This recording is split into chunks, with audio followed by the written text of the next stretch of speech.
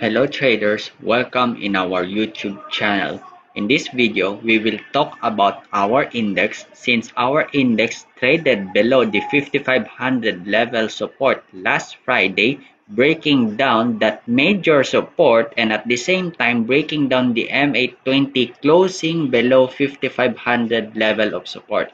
Should this cause us alarm or should we start to take our profit or should we hold until next week, no? We will also talk about and discuss about the ceiling play of To Go, no, during the last Thursday and eventually continued on Friday but did not sustain the ceiling play price movement, no. So if you have this stock To Go, should you still hold for next week? What should you do, no? Kung meron ka at nabili mo at higher price, what you should do? Should you cut loss already or should you still hold those stock, no? Sa mga wala pa, should you buy or should you avoid this stock, no? And also, we'll talk about my potential buy, no? Mga watch list ko, katulad ni Dito, meron tayo niyan. And fruit, no? And should we sell fruit na ba? Yung mga tipong ganun. And of course, Ani, no? Gumalaw na si Ani, watch list natin yan. Kasama si AXLM, no? Sisilipin din natin sila Vita, Green, no? At the same time. So, let's get started. So, first thing, ang pag-uusapan muna natin yung index natin, no? So, as you can see, yung index natin traded, no, below the 5500 level of support, which is, sinabi ko way back before na the index could trade 5500 level of support up until the 6000 level of resistance. But, yung last Friday, it did not hold, no, itong 5300 level of support, breaking down, itong major support na to, at the same time, MA20, no?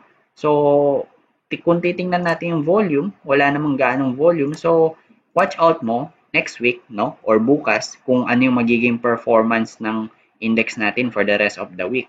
And as you can observe, no, hindi drastic yung pagbagsak, no, compared doon sa unang pag-declare ng ng ECQ, no, nung last March yata, no? So, March 15, 'di ba, nag-declare ng 1 month up until April 15, pero yung another extension from April 15 to April 30, no, katapusan, papansinin mo hindi ganun ka-drastic yung reaction ng market, no? And lastly, nung nag-extend ulit, no, from April 30 to May 15, another 15 days, hindi ganun ka-drastic yung pagbagsak, around 3% without relative huge volume, no? So, watch out mo lang, baka lang to, falls out, no? And it might recover, no? At mag-sideways dito sa 5500 level of support up until 6000 level of resistance. As long as itong 5300 level of support nag-hold to, okay tayo dyan. Pero ito, early warning signal mo na yan, no? So, kung ma-breakdown ito at hindi ito mag-sustain, itong 5500 level of support, ano ka na yan? Alert ka na yan. And kapag nag-breakdown pa tong 5300 level of support, wala pa tayo sa early reversal phase, no? Pwedeng mag-retrace yan going back 4800 level of support or dun sa 5000 level natin, no? So, abang-abangan natin yan. Basta, as long as this 5300 level of support nag-hold, okay pa tayo dyan. Meron tayong nakikitang early bullish reversal, no? Kapag nag-hold to. So, pwedeng mag-range yan kasi sometimes kasi pag na-break itong 5500 level of support, meron tayong ibang mga broker, no, na may mga features sila na auto cut loss. So, more likely kapag nangyari yun, syempre of course magkakaroon ng shakeout na tinatawag o kaya undercuts, kaya lumulusot-lusot ng onte. Basta itong 5300 level of support should ultimately hold. Now, the question is, bakit na-extend yung ECQ, hindi ganun ka-drastic yung market reaction? Because it is already priced in, no? Kung papansinin mo, that is already an old news, no? ECQ lockdown. And if you will try to observe other countries nga, like yung nearby Asian neighbors nga natin, katulad ng Singapore, alam ko parang 3 months na yata lockdown nila up until June. Please double check, no? And some other countries, meron silang at least minimum 2 months na lockdown, no? Katulad nitong nila China, di ba?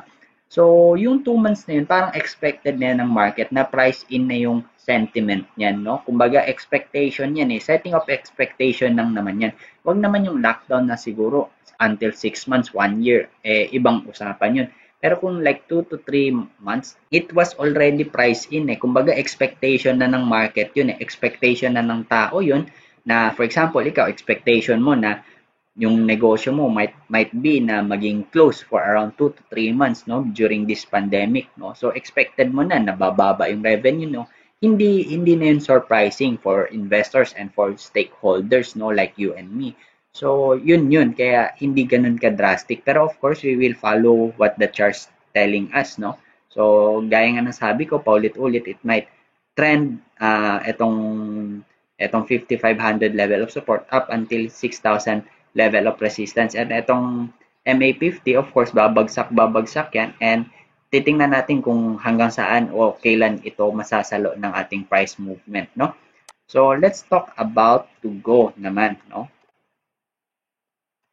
So, si to go, basically, meron itong news, no, na nangyari, no? So, nung Thursday kasi, ito yung dahilan ng bakit umangat si Tugo, no? So, DOTR praised Dennis Uy for waiving rent, no? To ship for quarantine. So, nag-offer kasi ang government ng 35 million, no? Doon sa, wherein, itong si Dennis Uy, sabi niya, free of use na yung ship nila, yung dalawang shipping vessel nila for COVID-19 quarantine facility. So, ibig sabihin, parang act of good deeds, no?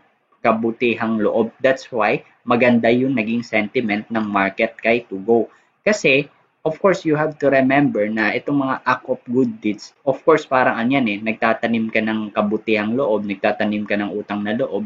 Of course, in due time, no, pagdating ng araw na more likely baka si Tugo nangangailangan ng tulong ng government, may konting gusot, of course, baka pagbibigyan na ng government. Of course, magtatanaw din ng parang give and take lang yan, no? So, that's why, mahalaga din yung mga ganyan, act of goodwill yan, tinatawag niyan, no? So, nadamay din si C, no? Kung mapapansin mo, last Thursday, gumalaw din si C. Pero, of course, technically, ang gusto natin laging makita is itong si to go, no?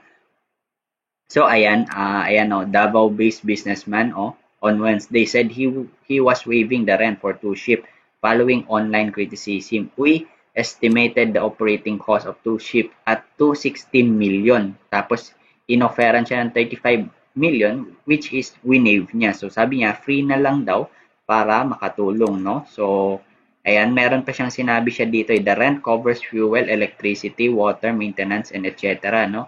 So, it is therefore unfortunate and deplorable that Mr.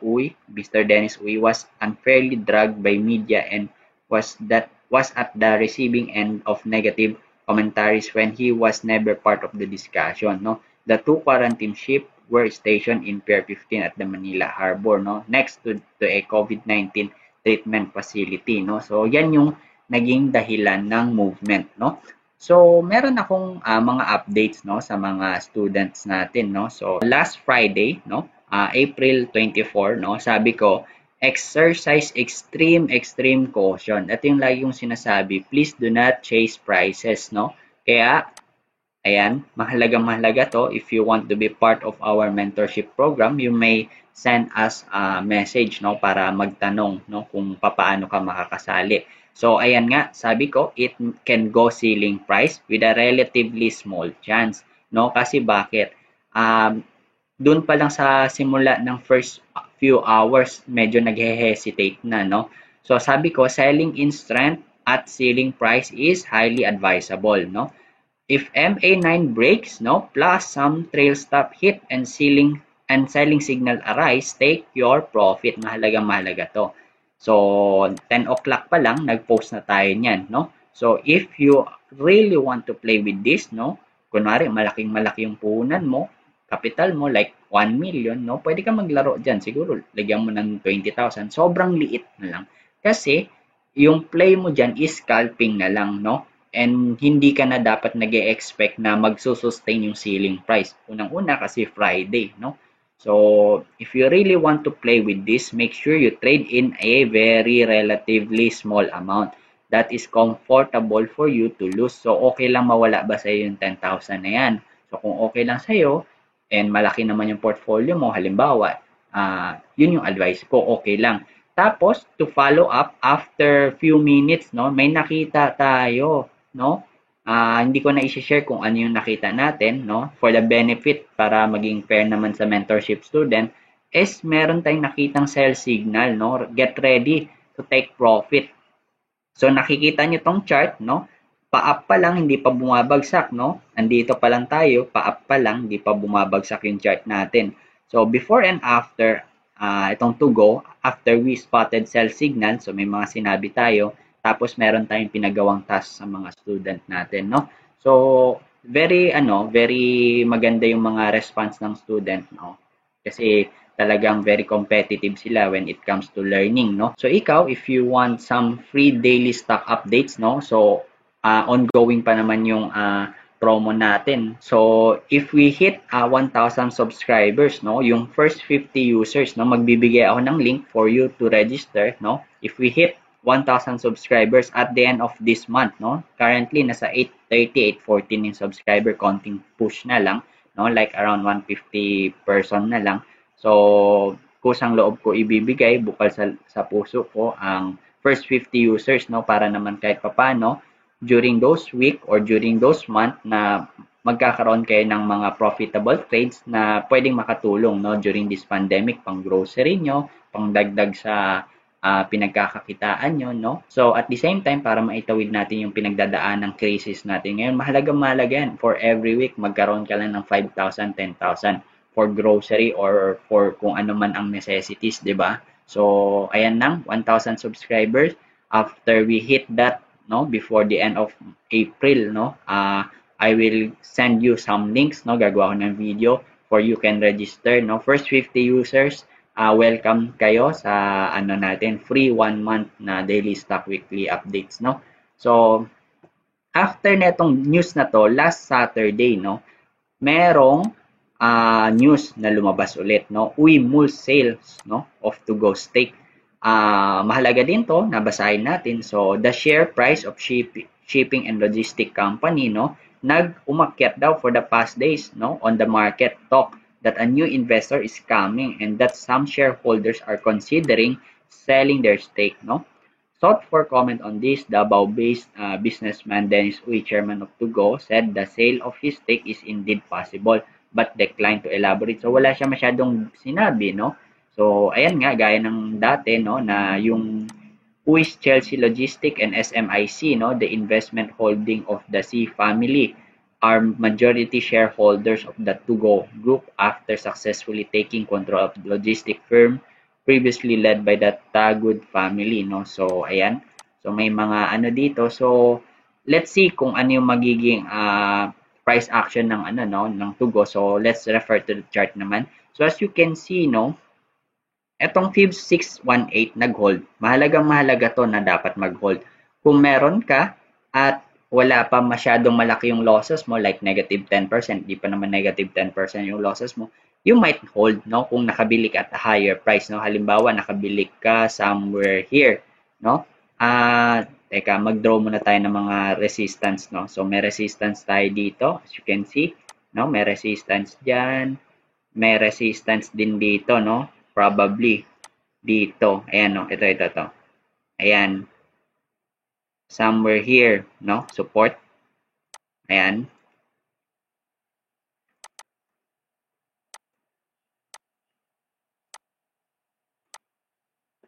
And of course dito. Ayan, sakto din sa ano, kung mapapansin mo, halos sakto din sa FIBS 786 natin, no? So, ayan, tama ba? Okay, pwede na to. Ayan, sakto naman siya dito eh. Ayan. So, ayan. So, as you can see, as long as itong FIBS 618 nag-hold tayo, okay tayo dyan. But, there is a larger chance na hindi na to mag-hold kasi kung titingnan mo yung RSI, no, nagpipick na siya, no. More likely, baka bumagsak na to. Ito yung mga resistances kasi ng mga RSI, no. So, as you can see, dati, kung papansinin mo yung mga stock price na nag-hit, no, ito katulad dito, no, ito. Let's see, no. Ayan, kung makikita mo, yung mga resistances ng RSI, nung na-hit niya dito, hindi pa nag-clock climax yung stock, no? So, i-expand natin para makita nyo, no?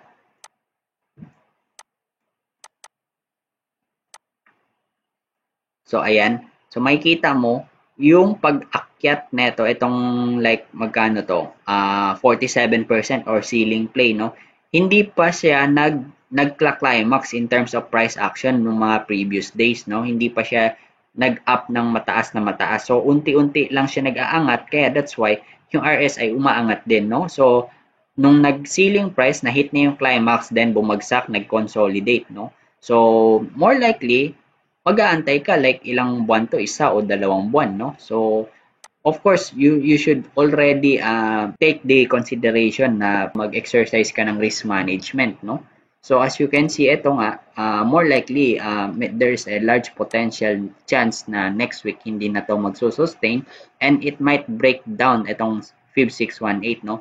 So, kung medyo nakabili ka, the breakout dito kunwari sa pagka-breakout ng 1120, more likely may mga 3% losses ka na niyan, no? So, konting ano ka na lang, konting palugit ka na lang kung aangat to sa sa kinabukasan, you should already sell on strength, no? Kasi more likely baka hindi na to mag-sustain, and please avoid chasing prices. Yan yung paulit-ulit nating sinasabi, no? Kung nakabili ka at around 11.8, medyo malalim na yung talo mo niyan. Dapat ito, ultimatum mo na kagad to na to cut your losses already, no? Kasi nasa 8% ka na niyan. So, kung nakabili ka somewhere here, no, sa pagka-breakout, kunwari, akala mo nag-breakout, no? Pero hindi pala, bumagsak siya lalo, no? So, pagdating naman dito, kung makikita mo, itong Fib 786, saktong-sakto siya sa 12.66, no? Or 12.70. Itong highest price naman na inabot, 12.50, no? So, it never go higher, any higher than 12.50. So, if you will try to observe the intra-minute, no? O yung intraday charting.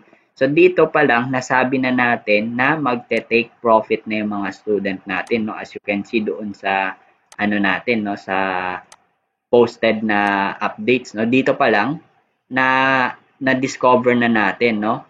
Kung bakit, of course, unang-una, may mga climax signal na tayo, no? At the same time, dito pa lang, breakdown na sa MA9. So, warning signal na yan. Tapos, did not sustain, no? So, kung isa ka doon sa member ng mentorship program natin, ma-maximize mo yung pag-sell doon sa pinakataas, no? So, at least, heads up ka na kagad na, uy, more likely babagsak na to. Uy, more likely hindi na dapat talaga humabol, no? So, ayun nga. So, if you will try to look at the daily chart naman, no? Ayan, na-hit nga niya yung pinaka-tuktok, no? Ito, almost, no? Pero ano lang naman kasi yan, estimate lang yan kung hanggang saan aabutin yung price, no? So, more likely, next week, it will not hold, no? Hindi na to masustain. So, ang question, kung wala ka pa, of course, huwag ka nang humabol, no? Kasi kung papansinin mo, layo na dito sa MA200, no? In confluence with FIPS 50, no? Sobrang layo na. So, huwag ka nang humabol kung nagbabalak ka next week sa mga meron. Of course, ang prioritize mo to cut loss, no? Or kung magkakaroon man ng konting push is to sell on strength, no? Yan yung unang isa sa alang-alang mo, no?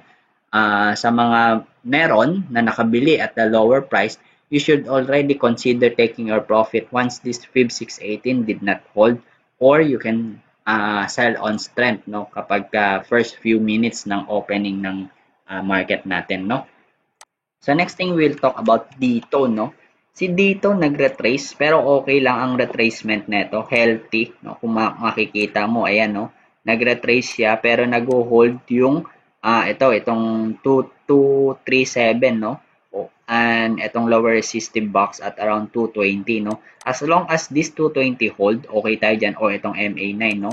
So, maganda to, consolidate lang siya dyan, na At the same time, pag titingnan mo yung weekly chart, untog na siya sa MA20, no? Ayan, medyo matagal lang. Ayan, no? Untog siya sa MA20, no? So, okay lang yan. Yung structure ng price niya, okay lang yan. Watch out mo itong 240, no? Kasi kung makikita mo dito, no?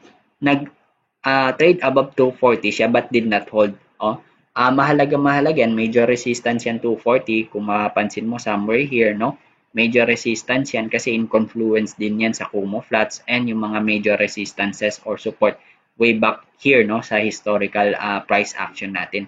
So as long as kung etong 220 holds, nothing to worry about, or itong MA9.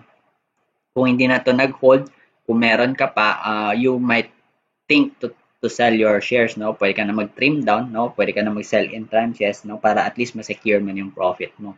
So more likely, malakas pa naman to, going strong pa naman to si dito, no? As long as magta-trade lang siya sa range na yan. And more likely, baka next week or this week, sa week na to, sa etong katapusan na to, more likely baka mag-breakout na tong 240, no? Dapat meron din volume para mas okay yung breakout, no?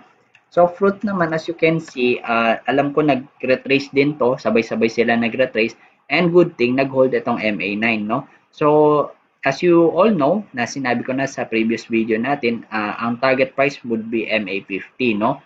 So kung ito yung target price mo, itong MA50, tapos hindi nag-hold, you might think of trimming your portfolio, no? Pwede ka na mag-sell in tranches, no? And once this MA9 breaks down, no, you might think to sell all at once. Pwede na. Or kung meron kang hawak na bili mo sa taas, no, akala mo magsusustain, pwede ka na mag-take losses diyan, mag-cut loss kasi medyo malalim na yan, no? And 5% na mahigit yan kung dito ka nakabili. Around 6%, no? So bigyan mo ng konting palugit, no?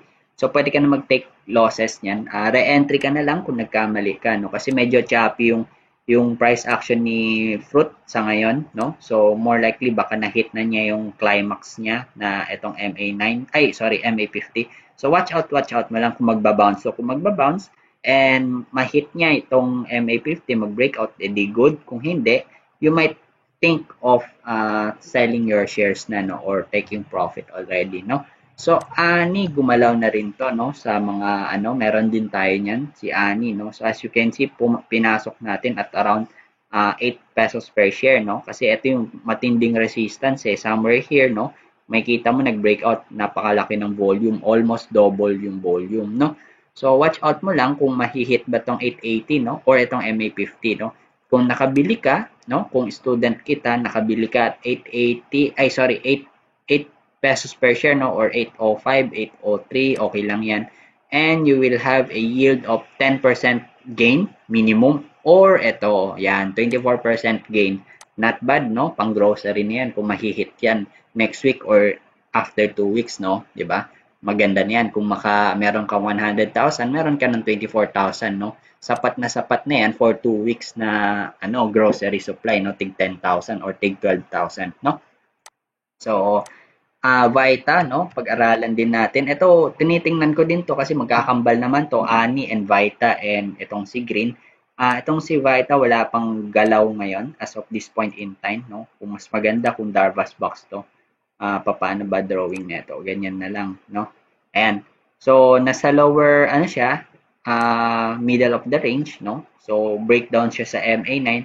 Watch out mo baka tumuloy-tuloy yan dito sa lower resistive box, no? So wala pang buying signal, so bantay-bantay lang yan.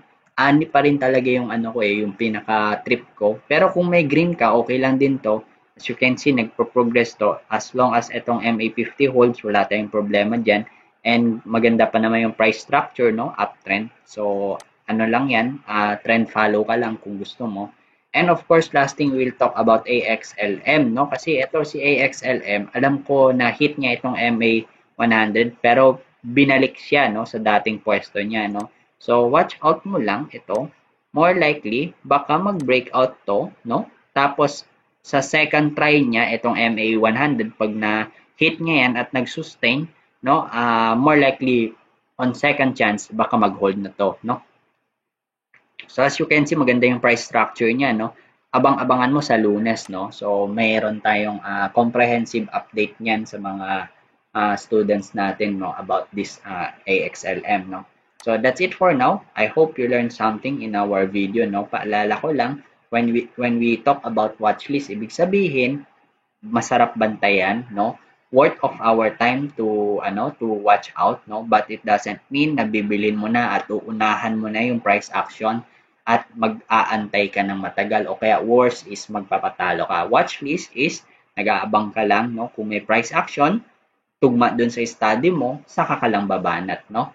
So, yun yung meaning ng watch list. I hope you can make money, no, for the next week, no, bago matapos tong April. And of course, sana magkaroon tayo ng magandang gains, no, pandagdag sa mga necessities natin na expenses, no, pang grocery, no, malaking bagay na to. And kung sa tingin nyo nakakatulong tong video natin, you might as well share it to your friends and traders na makikinabang din sa mga video tutorial natin na to, sa mga discussion natin to na every week, every day ginagawa natin, of course, para mag-guide kayo, no, kung ano yung mga dapat nyong gawin in terms of investing and trading in the market. So, God bless us all and bye-bye.